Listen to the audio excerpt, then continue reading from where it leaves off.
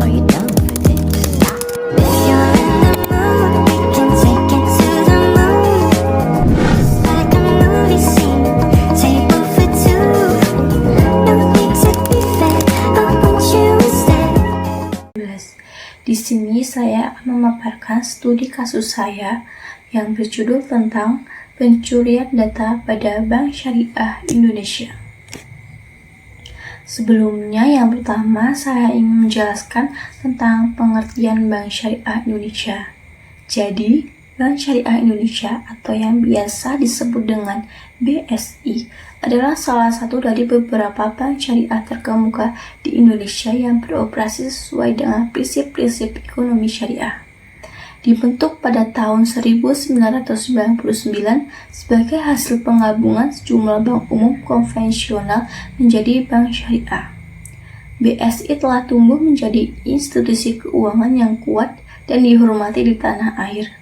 Dengan komitmen untuk mematuhi prinsip-prinsip syariah, BSI memberikan layanan perbankan yang sesuai dengan hukum Islam, menjadikannya pilihan utama bagi masyarakat yang ingin menjalankan aktivitas keuangan mereka sesuai dengan keyakinan mereka. Selanjutnya, saya akan membahas tentang kasus tersebut, di mana kasus ini membahas peretasan dan dugaan pencurian data yang dialami Bank Syariah Indonesia. Data ini mencakup informasi pribadi dan keuangan sekitar 15 juta nasabah dan karyawan. Nah, serangan ini terjadi pada awal Mei 2023. Pelaku mulai membocorkan data beberapa hari setelah negosiasi tebusan gagal.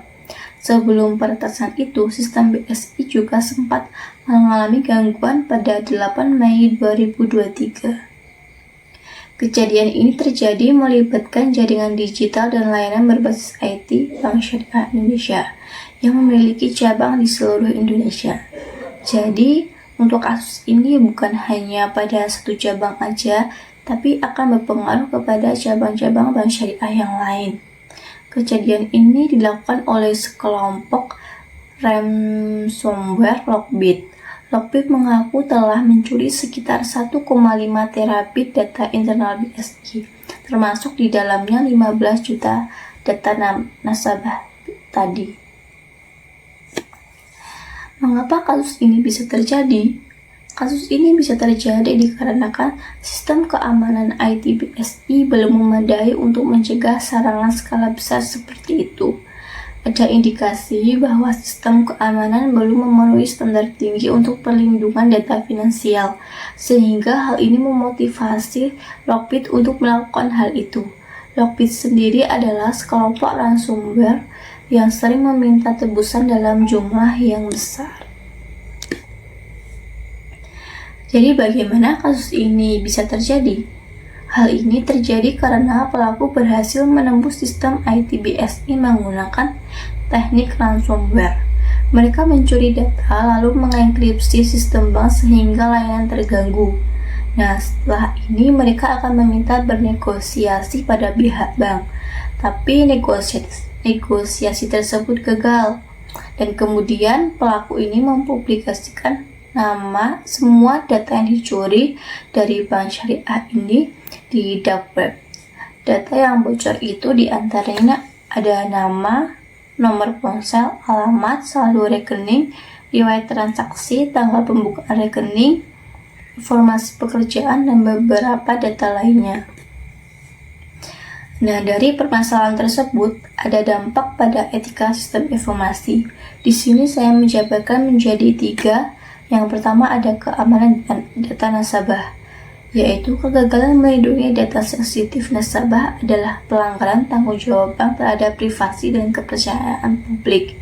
Jadi ini merupakan etika karena bank itu tidak bisa melindungi data secara aman untuk nasabahnya. Yang kedua ada transparansi informasi.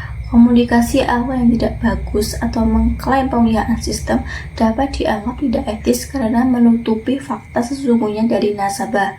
Jadi ini pertama kali Bank BSI bilang kepada nasabah bahwa data mereka aman, tetapi sebenarnya tidak seaman apa yang mereka katakan. Selanjutnya yang ketiga ada manajemen risiko. Lemahnya langkah pencegahan serangan siber menunjukkan kelalaian dalam memastikan sistem yang aman dan terpercaya.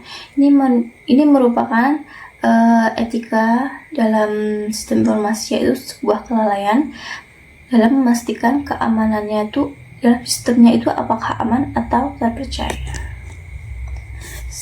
Sekian presentasi dari saya. Apabila ada kurang dan lebihnya saya mohon maaf.